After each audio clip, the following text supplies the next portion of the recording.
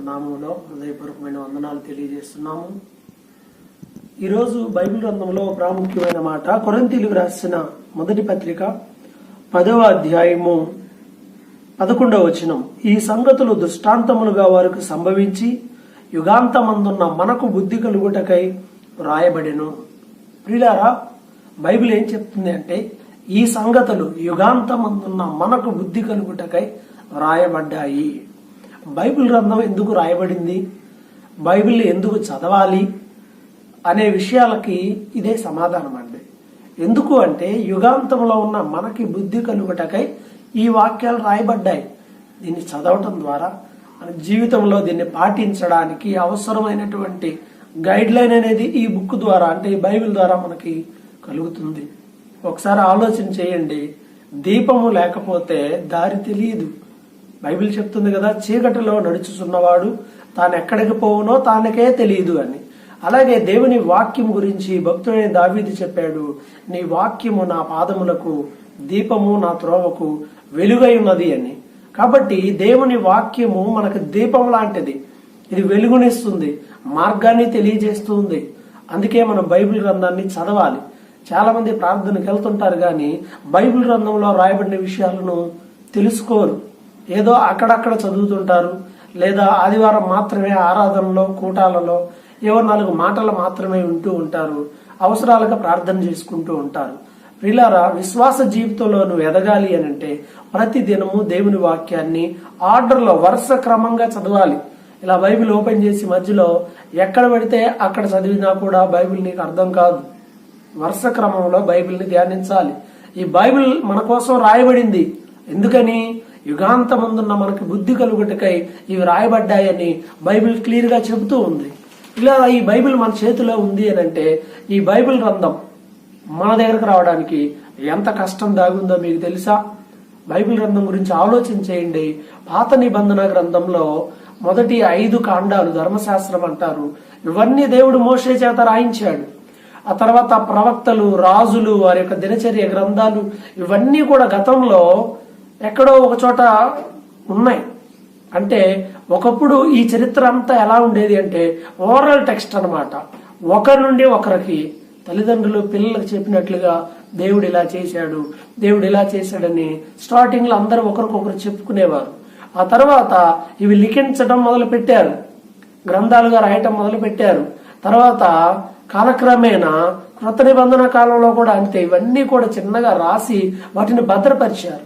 అయితే ఇవన్నీ కూడా ఒక గ్రంథంగా లేవు, వేరువేరుగా చాలా మంది రాశారు కాబట్టి విడివిడిగా ఉండిపోయాయి. అయితే బైబిల్ ఎలా మన చేతికి వచ్చింది అనే విషయాన్ని ఆలోచన చేస్తే, బైబిల్ బిబ్లాస్ అనేటువంటి గ్రీక్ పదం నుండి వచ్చింది.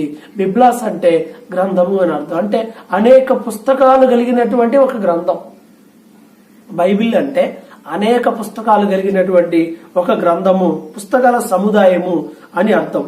మొట్టమొదటిగా క్రీస్తు పూర్వం 250వ సంవత్సరంలో మొట్టమొదటిసారిగా బైబిల్ ని ట్రాన్స్లేట్ చేయడం జరిగింది. అంటే దాదాపు 1000 సంవత్సరాల పాటు ఈ బైబిల్ గ్రంథం మీద పరిశోధనలు జరిగాయి. ఇవన్నీ కూడా ఎక్కడెక్కడ ఉన్న లేఖన భాగాలన్నీ, ఈ గ్రంథాలు విడివిడిగా ఉన్న పుస్తకాలన్నిటినీ కూడా తీసుకుని వచ్చి ఒక పుస్తకంగా చేయడానికి జరిగింది. కాబట్టి 72 మంది యూదులైనటువంటి స్కాలర్స్ మొట్టమొదటిగా ఈ బైబిల్ గ్రంథాన్ని ఒక గ్రంథంగా చేయటంలో ఆ పని పూనుకున్నారండి. 72 మంది. ఆశ్చర్యం ఏమిటంటే, వాళ్ళు రాసేటప్పుడు అందరూ అతను ఒక పదం వాడితే ఒక సందర్భంలో అదే అర్థం వచ్చే అదే పదం ఇతను కూడా వాడాడు. ఈ 72 మందిలో ఏకాత్మ ఉన్నది. బైబిల్ అంటే ఏదో ఎవడో చెప్తే రాసింది కాదు, ఆత్మ పూర్ణులై దేవుడు దీన్ని రాయించాడని పేతురు తన పత్రికలో తెలియజేశాడు. ఆత్మపూర్ణులై రాశారు. అన్ని ట్రాన్స్లేషన్లు ఎక్కడా కూడా తేడా లేదు. అన్ని ఖచ్చితమైనటువంటి నిర్ధారణతో కూడినటువంటి విషయాలని బైబిల్ గ్రంథంలో పేర్కొనడం జరిగింది. అలాగే ఈ 72 మంది యూదులైన జ్ఞానులు 72 రోజుల్లో హెబ్రీ భాషలో నుంచి దీన్ని గ్రీకు భాషలోనికి ట్రాన్స్లేట్ చేశారు. యేసు ప్రభు పుట్టక మునిపే పాత నిబంధన గ్రంథములన్నీ కూడా ఉన్నాయి. అందుకే ఒక దినమున యేసు ప్రభు మందిరంలోనికి వెళ్ళినప్పుడు వాక్య లేఖనాలను చదివేటువంటి అవకాశము ఆయనకి ఇవ్వబడిందని బైబిల్లో మనం చూస్తున్నాం. అంటే అప్పటికి కొన్ని పుస్తకాలు ఉన్నాయి, కొన్ని గ్రంథపు చుట్టలు ఉన్నాయి. ప్రభువు కూడా అంటాడు కదా, నా గురించి గ్రంథపు చుట్టలో రాయబడిన దాన్ని నేను నెరవేర్చడానికి వచ్చాను అని. అలాగే ఈ గ్రంథంలో రాయబడింది ఇప్పుడు మీ మధ్యలో నెరవేరింది అని కూడా అన్నాడు. అంటే యేసు ప్రభు ఈ లోకంలో జీవించే నాటికే పాత నిబంధనలో ఉన్న విషయాలన్నీ కూడా గ్రంథాలుగా ఉన్నాయి. అయితే యేసు ప్రభు చనిపోయిన తరువాత భక్తులు, శిష్యులు వారి జీవితాల్లో వారు చూసినవి, విన్నవి వాటన్నిటిని కూడా గ్రంథస్థం చేయడం మొదలు పెట్టారు. యేసు ప్రభు ఈ లోకానికి రావడానికి ముందు జరిగిందంతా పాత నిబంధనగాను, యేసు ప్రభు ఈ లోకానికి వచ్చి ఆయన చనిపోయి తిరిగి లేపబడి ప్రకటన ఈ యుగాంతం ఎలా జరగబోతుంది అనే విషయం వరకు రాయబడిన వాటన్నిటిని క్రొత్త నిబంధనగా పేర్కొంటారు. పాత నిబంధన గ్రంథంలో 39 పుస్తకాలు ఉన్నాయి. క్రొత్త నిబంధన గ్రంథంలో 27 పుస్తకాలు ఉన్నాయి. వీటన్నిటిని కలిపి బైబిల్ గ్రంథం మొత్తం కూడా 66 పుస్తకాల సముదాయము. బైబిల్ గ్రంథం ప్రపంచంలో ఎక్కువ భాషల్లో ముద్రించబడిన గ్రంథం బైబిల్ గ్రంథమే. ఇలా యేసు ప్రభు చనిపోయిన తరువాత ఆయన శిష్యులు, భక్తులు కొంతమంది వీటిని రాసి జాగ్రత్తగా భద్రపరిచారు. తర్వాత కొన్ని సంవత్సరాల క్రితం, అంటే దాదాపు ఒక 150 ఇయర్స్ బ్యాక్, ఆ దేశంలో ఉన్న కొందరు గొర్రెల కాపరులు గుహలోనికి వెళ్లి చూసినప్పుడు ఆ గుహలో కొన్ని లేఖన భాగాలు బయటపడ్డాయి. వాటన్నిటిని కూడా యూదులైన వారు, జ్ఞానులైన వారు తీసుకుని యేసు ప్రభు కాలం నాటి శిష్యులు రాసిన పుస్తకాలుగా వాటిని వాళ్ళు గుర్తించి వాటన్నిటిని వెలుగులోనికి తీసుకొచ్చారు. ఆ తర్వాత క్రీస్తు శకం 367 నాటికి ఈ 27 గ్రంథాలను కూడా రాయించి పెట్టారు. అలాగే 383 క్రీస్తు శకం 383లో జెరోమ్ అనేటువంటి వ్యక్తి 27 సంవత్సరాలు పట్టింది అతనికి లాటిన్ భాషలో ఆయన దాన్ని ట్రాన్స్లేట్ చేశాడు. 1456లో జాన్ గుటన్బర్గ్ అక్షయాంతరం కనిపెట్టిన తర్వాత మొట్టమొదటిసారిగా ప్రింటింగ్ మిషన్ మీద ప్రింట్ చేయబడిన మొదటి పుస్తకము బైబిల్ గ్రంథమే.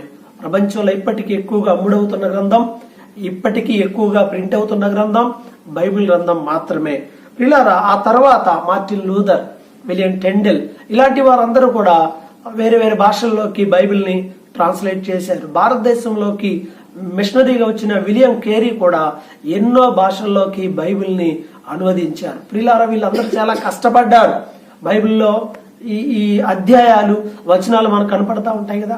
జాన్ విక్లిఫ్ అనేటువంటి వ్యక్తి బైబిల్ ని అధ్యాయాలుగా, వచనాలుగా విభజించాడు. బైబిల్ ని ఇంగ్లీష్ భాషలోకి ట్రాన్స్లేట్ చేసినందుకు గాను విలియం టెండెల్ అనేటువంటి వ్యక్తిని ఆ రోజు ఏదేదో దైవ దోషముగా దీన్ని భావించి అతన్ని సజీవంగా తగలబెట్టేశారు.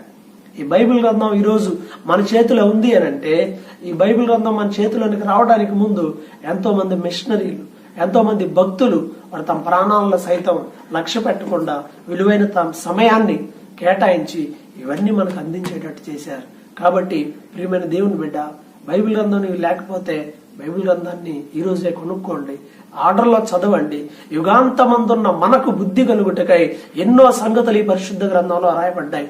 నేను చెప్తే మీకు కొన్నే చెప్పగలుగుతాను. మీరు ఎక్కడ విన్నా, ఏ విన్నా గానీ కొన్ని మాత్రమే. కానీ మీరు చదివితే ఎన్నో విషయాలు దేవుడు మీకు బయలుపరుస్తాడు. యెహోవా గ్రంథాన్ని పరిశీలించి చదువుకోండి అని బైబిల్ చెప్తుంది. చివరిగా కీర్తనల గ్రంథం 1వ అధ్యాయంలో రాయబడిన మాట ఏమిటంటే, దుష్టుల ఆలోచన చొప్పున నడవక, పాపుల మార్గమున నిలవక, అపాసకులు కూర్చుండే చోటు కూర్చొనక. మరి ఇవన్నీ చేయకుండా ఏం చేయాలట? యెహోవా ధర్మశాస్త్రమును అందు ఆనందించు దివారాత్రం దాన్ని ధ్యానించువాడు ధన్యుడు. బైబిల్ గ్రంథాన్ని చదవండి, ధ్యానం చేయండి. అందులో ఏమి రాయబడి ఉన్నాయి, మనం ఎలా నడవాలి, అన్ని విషయాలు ఉన్నాయి.